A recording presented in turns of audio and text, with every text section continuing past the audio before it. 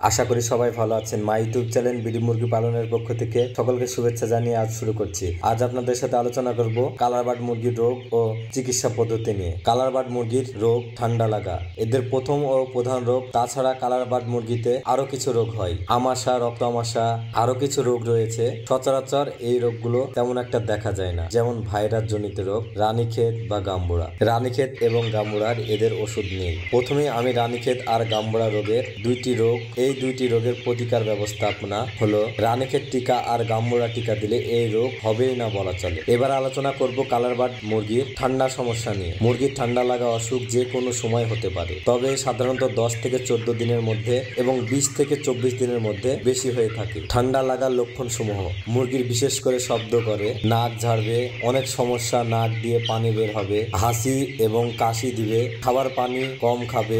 আপনি যে কোনো ডাক্তারের পরামর্শ মতো এগুলোর ওষুধ খাওয়ালে ভালো হয়ে যাবে। তবে আমি কিছু ওষুধের কথা বলছি, এগুলো খাওয়ালেই ঠান্ডা জনিত রোগ ভালো হয়ে যাবে। যেমন জিরো টিআরডি প্রতি 4 লিটার পানিতে 1 মিলি করে খাওয়াবেন এবং লিভোভাস প্রতি লিটার পানিতে 1 মিলি খাওয়াতে হবে। এই ওষুধগুলো খাওয়ালে ঠান্ডা জনিত রোগ ভালো হয়ে যাবে। মুরগিকে ঠান্ডা লাগলে খাবার রুচি কমে যায়। খাবার রুচি কমে যাওয়ার কারণে তাকে খাবার রুচি হবে এমন একটি ওষুধ খাওয়াতে হবে। ডাক্তারের পরামর্শ মতে আপনি যে কোনো এই ওষুধটি খাওয়াতে পারেন। কালার বার্ড মুরগির আমাশা এবং রক্ত আমাশার জন্য কি কি করণীয়? যদি আপনি কালার বার্ড মুরগির যত্ন সহকারে পালন করেন তাহলে আমাশা বা রক্ত আমাশা হয়ই না বলা চলে। আপনি যদি খামার সঠিকভাবে এবং সুন্দরভাবে পরিষ্কার পরিচ্ছন্নতা রাখেন তাহলে আমাশা কম হবে। আমাশার জন্য রেনামাইসিন খাওয়ালেই ভালো হয়ে যাবে। আর রক্ত আমাশা হলে ডিক্লাসল খাওয়ালেই ভালো হয়ে যাবে। রক্ত আমাশা কিভাবে বুঝবেন? সেটা হলো, রক্ত আমাশা হলে আপনার মুরগির পায়খানা খেয়াল করবেন, দেখবেন পায়খানার সাথে রক্ত পড়ছে বা রক্ত পায়খানা করছে, এতে করে বুঝবেন যে আপনার মুরগির রক্ত আমাশা হয়েছে। রক্ত আমাশার সঠিকভাবে ওষুধ খাওয়ালে